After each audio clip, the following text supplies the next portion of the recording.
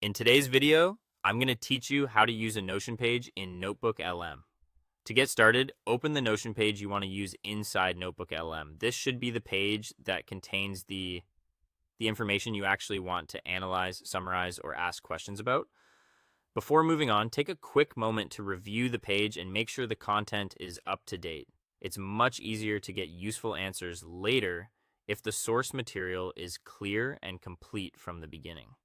Once you've chosen the right page, copy the important content from Notion, or export the page as a file if that works better for your setup.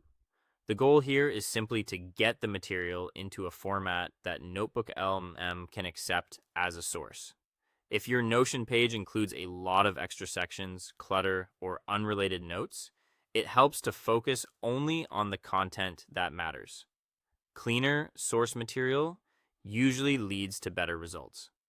Next, open Notebooklm and create a new notebook. Think of the notebook as the workspace where all of your source material and conversations will live. Creating a new notebook helps keep this project separate and organized, especially if you plan to work with multiple topics or documents later on. After that, add your Notion content as a source. Depending on how you prepared it, this might mean pasting in the copied text or uploading the exported file. As you do this, make sure the content was transferred correctly. A quick check now can save time later and help avoid confusion if something appears incomplete. Once the source has been added, wait for Notebooklm to process it. This step may take a little time depending on how much content you included. It's important not to rush here because Notebooklm needs to read and organize the source before it can respond accurately to your questions.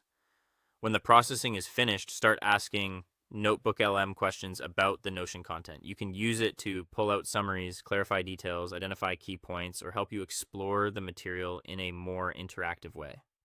The better your source content, the more helpful these answers tend to be.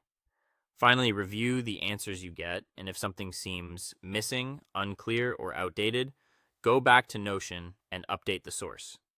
This is a normal part of the workflow.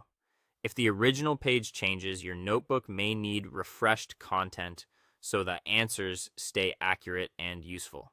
That's the full process for using a Notion page in Notebooklm, and once you've done it once, it becomes very quick and easy to repeat.